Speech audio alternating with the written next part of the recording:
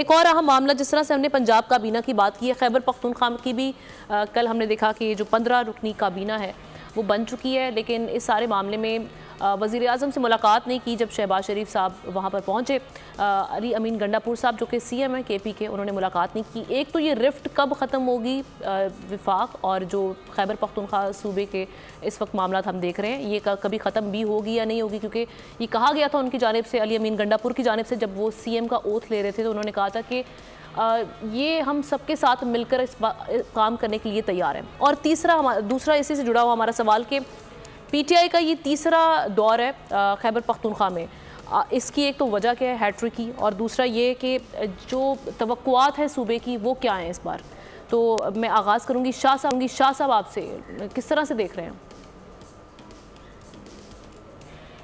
देखिए, पहले तो बात कि वज़ीर आज़म साहब से नहीं, जो चीफ मिनिस्टर हैं उन्होंने बड़ा वाज़ेह कहा था कि वो बाकी मामला जो ऑफिशियल होंगे उसमें वो प्राइम मिनिस्टर के साथ बैठेंगे, बात भी करेंगे और मामला को चलाएंगे भी, लेकिन पर्सनली अगर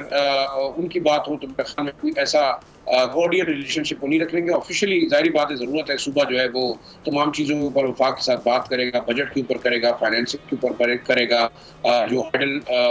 नेट प्रॉफिट है उसके ऊपर होगा, डिविजिबल पूल के अंदर सूबे का हिस्सा है, ट्राइबल एरियाज के लिए जो इमदाद आएगी। और दूसरा देखिए, SIFC जो इस वक्त जिसपे तमाम दुनिया का फोकस है, और यही बात की जा रही है कि शायद जो हमारे मिनरल रिजर्व होंगे या जो हमारे यहाँ पे नेचुरल रिसोर्सेज है उसके ऊपर एक बड़ा बिल्डअप किया जा रहा है मुल्क की इकोनॉमी को जो है वो रिवाइव करने के लिए। बड़ी दिलचस्प बात है। देखिए, प्राइम मिनिस्टर साहब ने रश किया, वो आए गवर्नर हाउस और यहाँ उन्होंने चेक तकसीम किए किन लोगों में जो कि इफेक्ट हुए थे सैलाब और हालिया बर्फबारी और मौसमी असरात थे। उनके साथ इसहाक डार साहब भी थे, उनके साथ जो है वो मेरे ख्याल में शायद इकबाल साहब और दूसरे भी कुछ सीनियर लोग मौजूद थे। तो इसमें देखिए, बार बार जो हम बात कर रहे हैं फाइनेंसेस की, हमारे दो सूबे बड़े सीरियसली क्लाइमेट चेंज की वजह से हिट हो रहे हैं, डिजास्टर की वजह से हिट हो रहे हैं। तो मैं उसमें बाद में आता हूँ जो आप बात कर रही थी, लेकिन मेरे ख्याल से जो एक्सटेंडेड लोन फैसिलिटी है IMF की, 7 से 8 बिलियन डॉलर की जब जाएंगे, उसमें एक स्पेशल कुशन है फॉर डिजास्टर और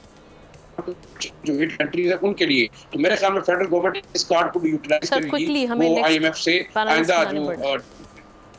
दूसरा जो वो आपने कहा कि जी मामलात कैसे आगे चलेंगे। मेरे ख्याल में देखिए, फेडरल गवर्नमेंट भी मुझे इस